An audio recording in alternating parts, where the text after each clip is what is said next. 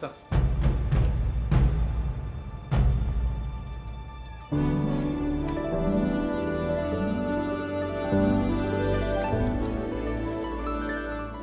സിഎമ്മിന്റെ ഓഫീസിലേക്ക് നടക്കട്ടെ.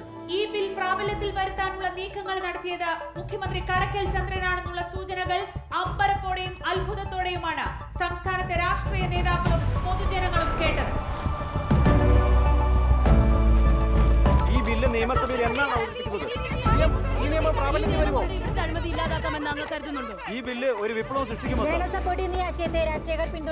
കേരളത്തിലെ ഇന്നത്തെ രാഷ്ട്രീയ സാഹചര്യത്തിൽ ഇങ്ങനെ ഒരു ബില്ലിന് പ്രസക്തിയുണ്ടോ സിഎം? എല്ലാം പറയാം, വെയിറ്റ് ചെയ്യ്.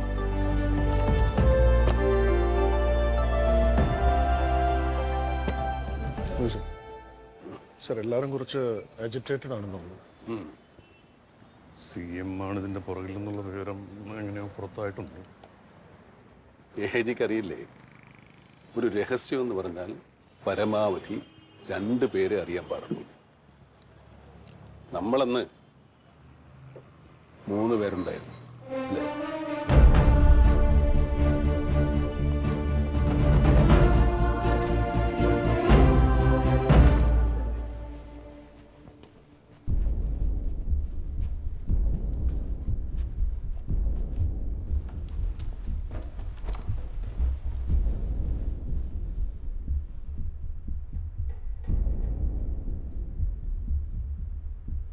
ബേബി ഒന്നില്ലേ?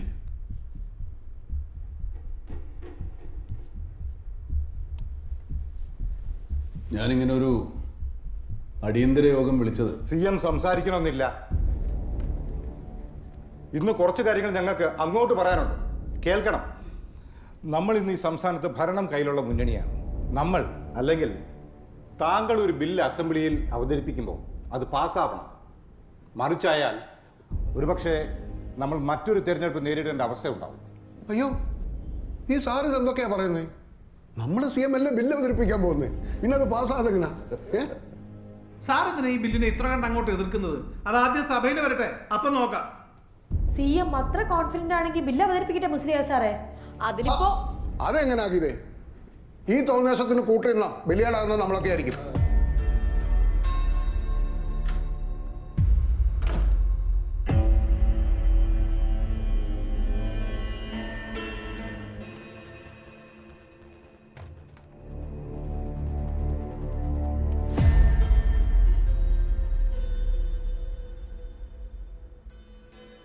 CM, ഈ കസേരയിൽ ഇരിക്കുന്നത് കൊണ്ട് എന്തും തോന്നിയ പോലെ അങ്ങ് ചെയ്യാന്ന് കരുതരുത്. ഈ ഇരിക്കുന്നവരിൽ ഭൂരിഭാഗം പേരും, ഞാൻ ഉൾപ്പെടെ, ഈ ബില്ലിനെ പൂർണ്ണമായി എതിർക്കുന്നു. പറയുന്ന ഉപമ ശരിയാണോ എന്ന് എനിക്കറിയില്ല. കള്ളന്മാർക്കിടയിലും ഒരു സത്യസന്ധതയുണ്ടെന്നൊക്കെ പറയാറുണ്ട്. അതൊന്നും ചിന്തിക്കാതെ CM ആരും അറിയാതെ ഈ ബില്ലുമായി മുന്നോട്ട് പോയത്. രാമേന്ദ്ര സാറേ, ഈ ബില്ല് പാസ്സാക്കിയത് പാർലമെന്റിലാ. അതിന് CM-നെ നിങ്ങൾ എന്തിനാ ഇങ്ങനെ കുറ്റം പറയുന്നത്? സമ്മതിച്ചു ഗീത, നമ്മുടെ പാർട്ടിയിലെ ഓരോ MP വഴിയാണ് അത് പാർലമെന്റിൽ എത്തിയത്. അത് നിങ്ങൾക്ക് അറിയാമായിരുന്നോ? ഇല്ലല്ലോ. എന്തിനാ ഒരു പാർട്ടി എക്സിക്യൂട്ടീവ് വിളിച്ചോ? ഇല്ലല്ലോ. ഒക്കെ പോട്ടെ, ഈ ഇരിക്കുന്ന മനുഷ്യൻ പാർട്ടി അധ്യക്ഷനല്ലേ, അദ്ദേഹം പോലും അറിഞ്ഞില്ലല്ലോ. CM, ഈ ബിൽ അസംബ്ലിയിൽ വരരുത്. മിസ്റ്റർ രാജൻ, നിങ്ങൾ കള്ളനാണ്.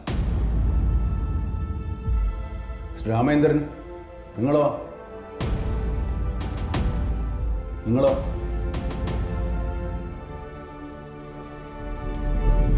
നിങ്ങളെല്ലാവരും സംശുദ്ധരാണെങ്കിൽ പിന്നെ നിങ്ങൾ എന്തിനാണ് ഈ ബില്ലിനെ ഭയക്കുന്നത്? നിങ്ങൾ ജനങ്ങൾക്ക് വേണ്ടി പ്രവർത്തിക്കും എങ്കിൽ അവർ 50 കൊല്ലം നിങ്ങൾക്ക് തരും. അവർ നിങ്ങളെ വിശ്വസിക്കും, സ്നേഹിക്കും, കൂടെ നിൽക്കും. അതാണ് ചരിത്രം. ഇവിടുത്തെ മാത്രമല്ല, ലോകത്തെമ്പാടുമുള്ള എല്ലാ ജനാധിപത്യ രാജ്യങ്ങളിലെയും ഈ ബില്ല് ഞാൻ സഭയിൽ അവതരിപ്പിക്കും. അതെൻ്റെ കടമയാണ്. മുഖ്യമന്ത്രി എന്ന നിലയിൽ ജനങ്ങളോടുള്ള എൻ്റെ ഉത്തരവാദിത്തമാണ്.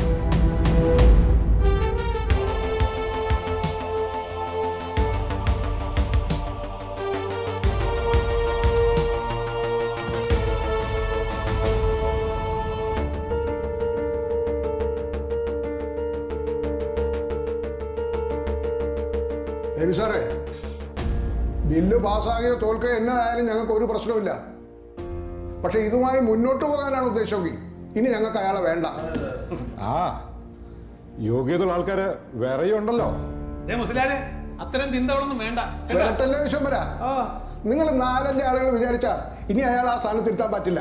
മുഖ്യമന്ത്രിയെ തെരഞ്ഞെടുക്കുന്നതിനുണ്ട് ഒരു ജനാധിപത്യ രീതി. മനസ്സിലായോ? ദേവിച്ച, ഇവിടെ ഇരിക്കുന്ന ഭൂരിഭാഗം ആൾക്കാരുടെ വികാരമാ കുര്യാക്കോസ് പറഞ്ഞത്. പിന്നെ CM-ന്റെ കാര്യം, പാർട്ടിയുടെ തീരുമാനം എന്തോ ഞാൻ അതിൻ്റെ ഒപ്പം ഉണ്ടായിരിക്കും. അതിലൊരു മാറ്റമില്ല.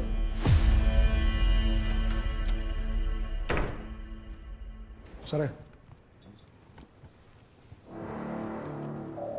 യോഗ്യതയുള്ളവർ വേറെയുണ്ടേ. സാറ് CM, എനിക്ക് ആഭ്യന്തരം. 2 വർഷം കൂടിയേ ഭരണമുള്ളൂ. 1 വർഷം കഴിഞ്ഞാൽ സാറിന് ആഭ്യന്തരം, ഞാൻ CM. എങ്ങനെയുണ്ട്?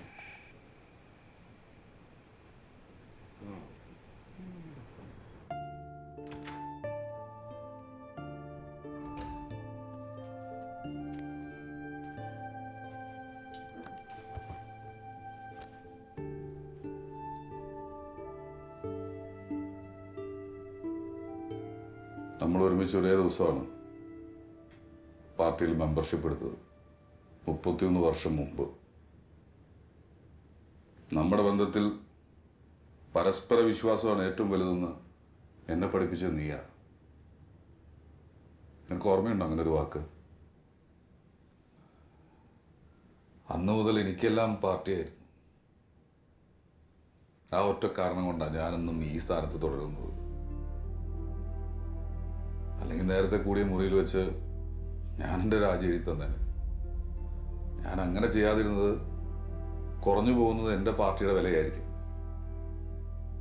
നീ കൊണ്ടുവരുന്ന ബില്ല് എന്താണെന്നും അതിൻ്റെ മഹത്വം എന്താണെന്ന് എനിക്കറിയാം. പക്ഷെ സഭയിൽ നീ അത് അവതരിപ്പിക്കരുത്. നീ മറ്റുള്ളവരുടെ മുന്നിൽ ചെറുതാവുന്നത് എനിക്കിഷ്ടമല്ല. നമ്മുടെ രാഷ്ട്രീയ ആദർശത്തിനും പ്രത്യയ ശാസ്ത്രത്തിനും അപ്പുറം നമ്മൾ തമ്മിലൊരു ബന്ധമുണ്ടായിരുന്നു. അല്ലെങ്കിൽ ഞാനങ്ങനെയൊക്കെയാണ് കരുതിയിരുന്നത്. നീ എന്നെ എത്ര മനസ്സിലാക്കിയിട്ടുണ്ടെന്നും എന്നെ എത്ര വിശ്വസിക്കുന്നുണ്ടെന്നും എനിക്കിപ്പോൾ മനസ്സിലായി. വളരെ സന്തോഷം.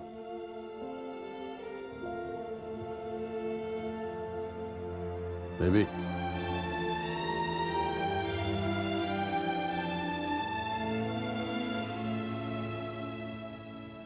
ഇതേക്കുറിച്ച് ഞാൻ നിന്നോട് പറഞ്ഞിരുന്നെങ്കിൽ ഇക്കാര്യത്തിൽ നീ എന്നോടൊപ്പം ഉണ്ടാവുമായിരുന്നു. സത്യസന്ധമായിട്ട് പറയുന്നത്. ഞാൻ ഈ പാർട്ടി അധ്യക്ഷനല്ലായിരുന്നെങ്കിൽ നിന്റെ ഇക്കാര്യത്തിന് ഏറ്റവും മുന്നിൽ നിൽക്കുന്നത് ഞാനായിരുന്നില്ല. എന്ത് സംഭവിച്ചാലും.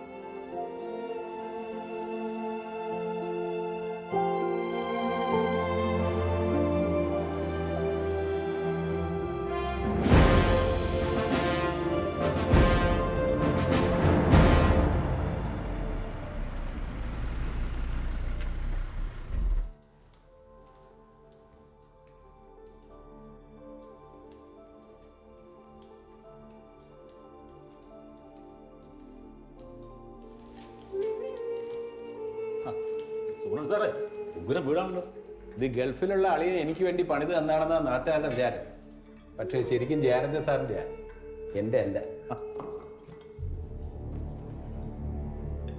CM ഈ ബില്ല് അവതരിപ്പിക്കാൻ തുനിഞ്ഞിറങ്ങിയിരിക്കുക, അറിയാമല്ലോ. അതിനത് അസംബ്ലിയിൽ പാസ്സായാലല്ലേ? അതിലേക്കാണ് വരുന്നത്. ഗവൺമെന്റ്, പ്രത്യേകിച്ച് മുഖ്യമന്ത്രി നേരിട്ടൊരു ബില്ല് സഭയിൽ അവതരിപ്പിച്ചാൽ അത് പാസ്സാകണം. ഇല്ലെങ്കിൽ സർക്കാരിൻ്റെ വിശ്വാസ്യതയെ തന്നെ അതില്ലാതാക്കും. സാധാരണഗതിയിൽ അങ്ങനെ ഒരിക്കലും സംഭവിക്കാറില്ല. സുഗുണൻ എന്താ പറഞ്ഞു വരുന്നത്? അവിശ്വാസ പ്രമേയം. CM-നും ഗവൺമെന്റിനുമെതിരെ ഒരു അവിശ്വാസ പ്രമേയം നമ്മൾ കൊണ്ടുവരുന്നു. ബില്ല് പാസ്സായില്ലെങ്കിൽ അടുത്ത ദിവസം ഞാൻ സ്പീക്കർ ചെന്ന് കണ്ട് നോട്ടീസ് കൊടുക്കും. ഇത്ര പെട്ടെന്നൊരു നോ കോൺഫിഡൻസ് മോഷൻ വന്നാൽ അതിനെ തടയാനോ വിജയിക്കാനോ ഉള്ള ഒരു മരുന്നും കടയ്ക്കൽ ചന്ദ്രന്റെ കയ്യിൽ കാണില്ല. ബില്ല് അവതരിപ്പിക്കുന്ന ദിവസം നമ്മൾ അയാളെ വെള്ളം കുടിപ്പിക്കും. താനാണ് എല്ലാത്തിനും മുകളിൽ നിന്നൊരു വിചാരമായിക്കൊണ്ട് അത് അന്നത്തോടു കൂടി അവസാനിക്കും. നിങ്ങളെ വിശ്വസിച്ചും നിങ്ങൾ എൻ്റെ കൂടെ നിൽക്കും എന്നുള്ള ധൈര്യത്തിലുമാണ് ഞാൻ മുന്നോട്ട് പോകുന്നത്. ദിനേശ്,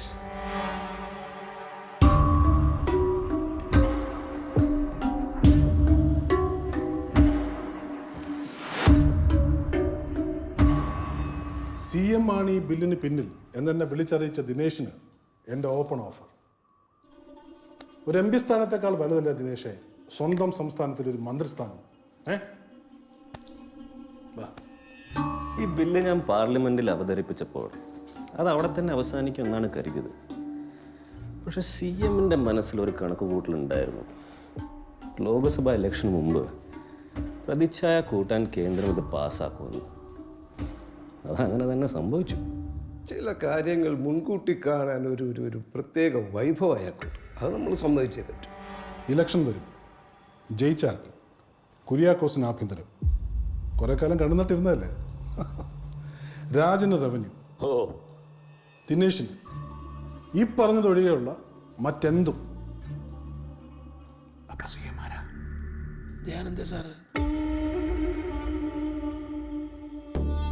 ഇതിൽ വലിയ ധാർമ്മികതയൊന്നുമല്ല. രാഷ്ട്രീയം എന്ന് പറയുന്നത് ഇപ്പം രാഷ്ട്ര സേവനമൊന്നുമല്ല. ഇതൊരു വ്യവസായമാണ്. വ്യവസായമാകുമ്പോൾ എനിക്കും ലാഭം കിട്ടും, നിങ്ങൾക്ക് ലാഭം കിട്ടും, അല്ലേ? ശരിയല്ലേ? തീർച്ചയായിട്ടും.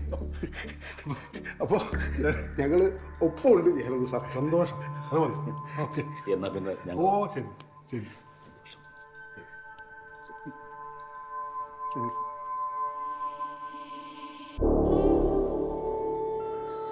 ജയാനന്ദ, CM ഈ ബില്ല് അവതരിപ്പിച്ചാൽ അതിനെ അനുകൂലിക്കുന്ന കുറച്ച് പേർ നമ്മുടെ സൈഡിലും കാണും. അത് ഓർമ്മ വേണം. പിന്നെ കുര്യാക്കോസിൻ്റെ കാര്യം നമുക്കറിയാമല്ലോ. അവസാന നിമിഷം അയാൾ മാറിക്കളയാനും സാധ്യതയുണ്ട്.